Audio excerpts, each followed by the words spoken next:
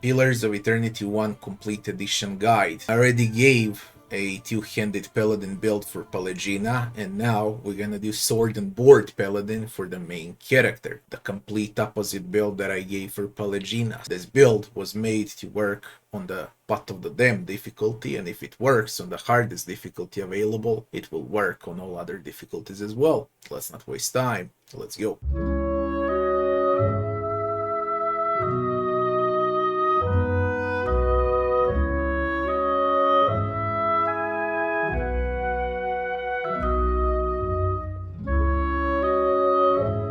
The character creation, we're picking a Godlike and we're gonna pick a nature Godlike for the Paladin because of the extra might, constitution and dexterity bonuses when endurance is below 50%. You're gonna think so you're gonna be very often on below 50%. Now we're gonna pick Paladin, and for the Paladin order, we're picking Shield Bearers of St. Elsga. The first Paladin ability that we're gonna learn would be Flames of Devotion, and as far as attributes go, we allocate 16 points into Resolve, 12 into Intellect, Perception goes with 12, then we're gonna sacrifice Dexterity a bit on 9, getting 15 into Constitution and 14 into Might.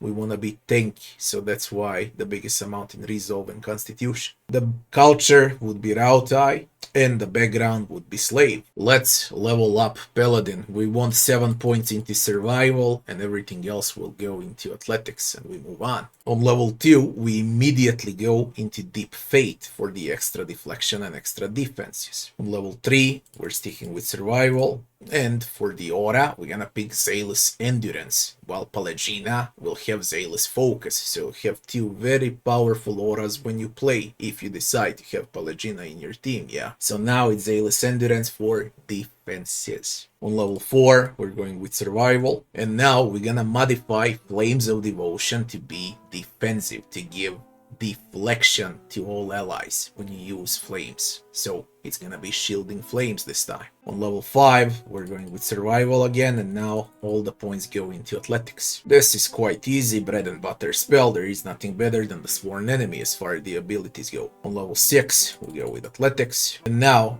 for the talents, into defensive talents, we're gonna go with a Weapon and Shield style. On level 7, we're going with Athletics. And as far as the Paladin abilities go, this one is very easy. It's Ages of Loyalty. You just wait to skip all of these passive defenses are insane on a Paladin. On level 8, again with Athletics. And now into defensive, we can take Hold the Line for +1 more enemy engaged. Level 9, we skip the points, skipping for Athletics. And now for the ability, we're taking, of course, the Righteous Soul. Again, extra defenses as a passive. For level 10, we're taking Athletics. And now all the way down into defensive talents, we're gonna go with a Cautious Attack for the extra deflection. Level 11, we go with Athletics. And for the ability now, we're gonna take Coordinated Attacks to boost allies' accuracy. On level 12, we go with Athletics. Then for the talents, into defensive talents, we're gonna go with Superior Deflection. Level 13, keeping the points for level 14. And this one is very easy, of course, it's Sacred Immolation. It's great on a Paladin tank. As long as he has healers around him, you're gonna be not only tanky, but you're also gonna deal a lot of damage over time. On level 14, we're going into Athletics. And now, in the utility talents, we're gonna take Scion of Flame to deal better burn damage. On level 15, we're skipping the points. You take the final points into Athletics, and the rest you can reallocate however you like. For the final Paladin ability, it's Behold the Martyr, definitely the best ability on a Paladin. As far as the final level goes, the final talent point, you can opt in for a weapon focus for the weapon you want to play with. You want to play with a mace, mace and shield, then it's mace weapon focus. You want to play with a long sword, and it's a long sword, and so on. Warhammer, Warhammer. Okay, pick a weapon focus for the final talent, like, or better to say, pick the weapon you like, and then pick the weapon focus for additional accuracy. Now, as far as itemization goes, I highly recommend taking weapon focus into Warhammer for this type of Paladin build, because Warhammers are absolutely great. They merge extremely well here, and the one that we want to use is a Shatterstar. The other one that we want to use would be Godan's Hunir. Also, weapons that you can consider would be the War Club of the Mataru, all soulbounds. The best one in the game would be by far the unlabored blade. There is no better weapon than that one. Steadfast, and of course the Night Shroud. Also, as far as the flails go, Starcaller and Unforgiven are great on this Paladin build, but again, you're gonna need weapon focus on that specific type of weapon. Decide what weapon you wanna play with. Shame of Glory is a great unique sword. Then there's the Edge of Reason, absolutely great battle axe, very valid on this build. Raven Wing is great mace, and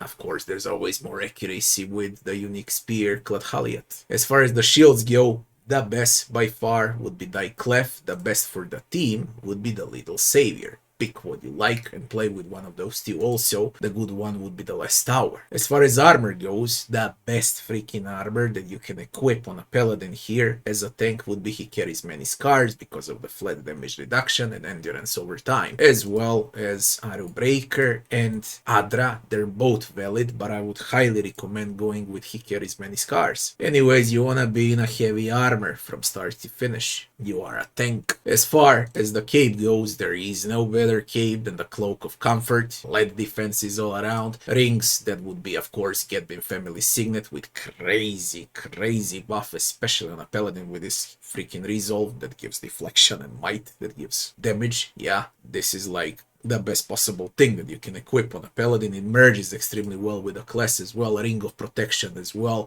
Now, what would be the replacements? It depends what you want to go with, okay, but you got Pensiavi Mesrei for the might, and you got Ring of Thorns. If you switch the boots, Vietros Formal Footwear, that give dexterity, then you can go with this ring instead of some other ring, but then you will need to equip Exalted Hands boots or Consecrated Ground boots. All of this is very valid. Decide how you want to play. Also, the belt of Might and Resolve, you can switch for the belt of the Royal Deadfire Cannoneer or the flat Constitution Girdle of Elten Constitution. Those would be the best things in a game. I also forgot to say that there is the shield as well, Soulbound Shield, that you can decide to play with. And for the bracers, of course, it's bracers of deflection. We need extra deflection on a Paladin. How do we play Paladin? This is extremely simple. In the case of Paladin, we trigger the Aura for defenses.